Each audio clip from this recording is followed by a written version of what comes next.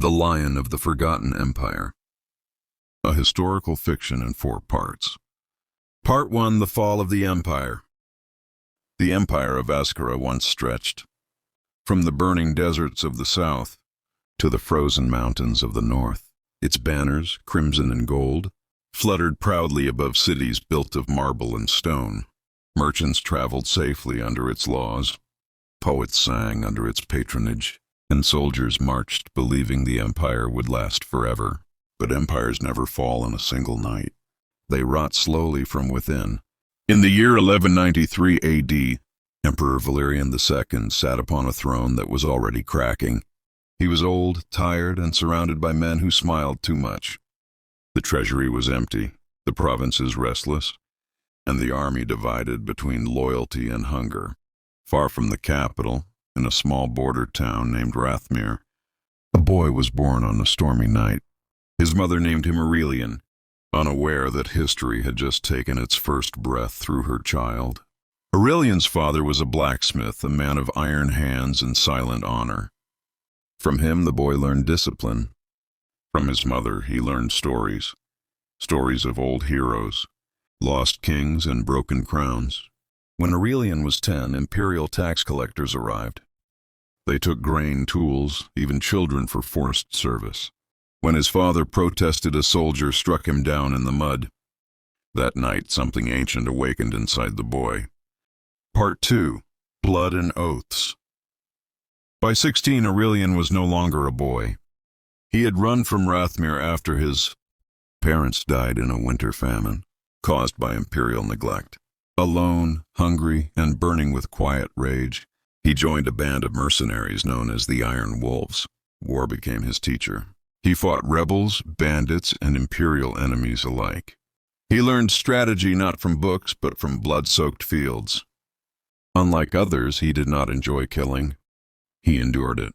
One night, after a brutal battle, an old soldier named Cassius spoke to him by the fire. "Empires don't need enemies," Cassius said. "They destroy themselves." Years passed. Rumors spread of an empire collapsing. Provinces declared independence. Generals betrayed emperors. Then came the news that changed everything. Emperor Valerian II was dead, murdered. Civil war erupted. Aurelian stood at a crossroads. He could remain a sword for hire or become something more. He swore an oath that night, not to a king, not to gold, but to justice. Part 3, The Rise of the Lion. Aurelian gathered followers not through promises, but through action. Farmers protected by his soldiers fed his army. Cities opened gates because he punished corruption instead of collecting bribes. They called him the Lion of Askara. Unlike the emperors before him, he walked among his men, ate their food, buried their dead. When rival warlords challenged him, he defeated them with strategy rather than cruelty. The final enemy stood in the capital itself, Lord Severin, a noble who ruled through fear and claimed the imperial throne. The battle for the capital lasted 3 days. Fire consumed palaces. Stone streets ran red. Aurelian faced Severin inside the shattered throne hall. "You were born nothing," Severin sneered. "So was the empire," Aurelian replied, and ended him.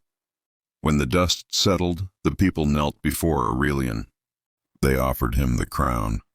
Part 4, The Price of Legacy. Aurelian ruled not as an emperor, but as a guardian of the realm.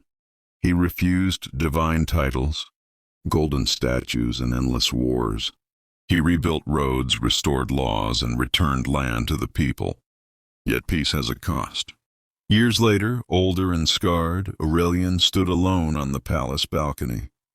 He knew history well enough to understand one truth: no empire lasts forever, but an idea can. He wrote no grand memoirs. He left no son to inherit his name. When he died quietly in his sleep, the people mourned not a ruler, but a man who reminded them what honor looked like. Centuries later, historians would argue whether Aurelian truly existed. But in forgotten villages, mothers still told their children. When the world was darkest, a lion rose, not to rule, but to protect.